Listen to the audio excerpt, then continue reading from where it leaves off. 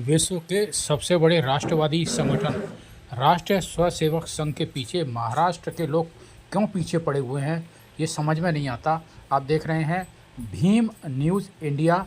मैं हूं आपका दोस्त विनय कुमार सिंघल। हमारे साथी अनिल कामले की औरंगाबाद से रिपोर्ट देखिए। क्यों गुस्सा है कि हम लोग आरएसएस को निवेदन देने आए, मुझे अब तक नहीं समझा। और आरएसएस को निवेदन देके क्या होने वाला है ये भी मुझे नहीं समझा।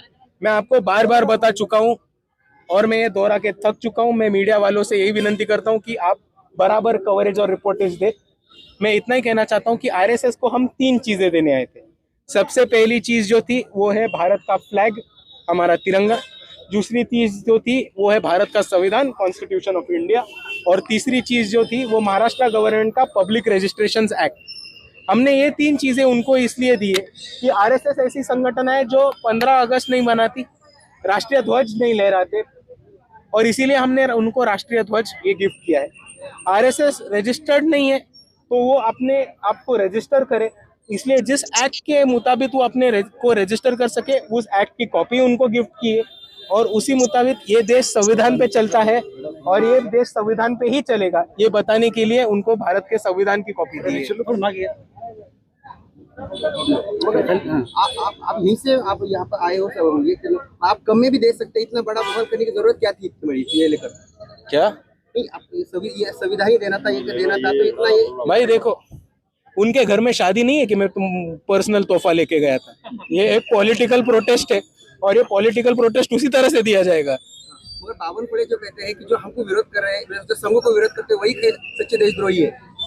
देखिए, मैं वापस दोहराता हूँ, जो ऑर्गेनाइजेशन रजिस्टर्ड नहीं है, जो ऑर्गेनाइजेशन इलीगल चंदा इकट्ठा करती है और उसकी कोई भी अकाउंटेबिलिटी या टैक्स सरकार को नहीं देती है, और जो ऑर्गेनाइजेशन इलीगल वेपन्स रखती है, उनका डेफिनेशन आता है दहशतवादी का।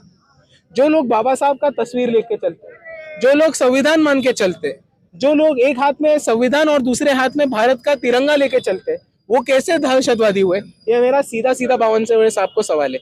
आपका जो आंदोलन है खत्म हो गया? हमारा आंदोलन आज यहाँ पूरे तरह से यशस्वी और सक्सेसफुल हुआ है, और ये क्यों हुआ है ये भी आपको समझाता हूँ। हमने 3 चीजें आरएसएस को देने की कोशिश की। पहली चीज है रजिस्ट्रेशन एक्ट, भारत का संविधान और तिरंगा। आरएसएस का एक भी प्रतिनिधि हमारे गिफ्ट स्वीकार करने या हमारा तोहफा कबूल करने नहीं है।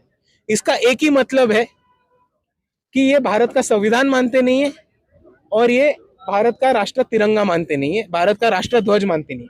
क्योंकि इसमें हमारा अपमान सम्मान का कोई प्रश्न नहीं है, पर लेकिन ये पब्लिक प्रोटोकॉल है कि आपको अगर कोई संविधान गिफ्ट करता है, आपको अगर कोई तिरंगा गिफ्ट करता है, तो देश के प्रति इज्जत होने के नाते, देश के प्रति ऑनर होने के नाते और एक भारत का नागरिक होने के नाते ये आपका प्रोटोकॉल और आपका ये मॉरल रिस्पॉन्सिबिलिटी बनता है, ड्यूटी बनता है कि आप भारत का संविधान और राष्ट्रध्वज स्वीकार करें।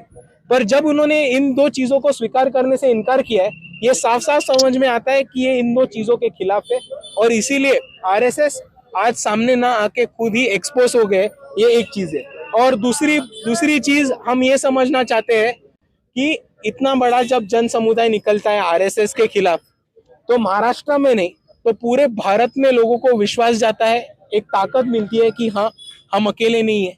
यहाँ पे पूरा जन समुदाय है जो आरएसएस के खिलाफ लड़ना चाहता है, और वो लोग हमसे जरूर जुड़ेंगे। ये बच्चे को गुनाह जो दाखिल हुआ है, इसके ऊपर आगे की क्या भूमिका रहेगी? ये बच्चे के ऊपर, राहुल मकासरे के ऊपर जो गुनाह दाखिल हुआ है, उसके हम वो पीछे लो, खारिज कर दो, ये हमारी सबसे पहले मांग है।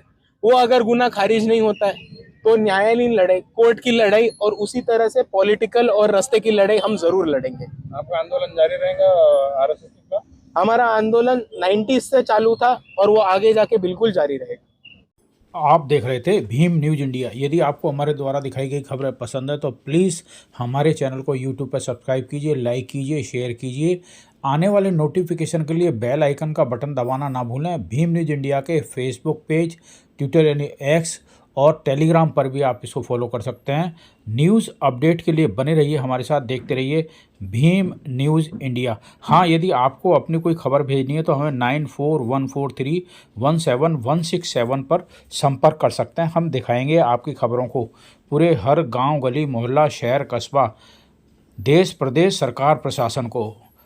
देखते रहिए व्यू न्यूज इंडिया। आपका बहुत बहुत धन्यवाद।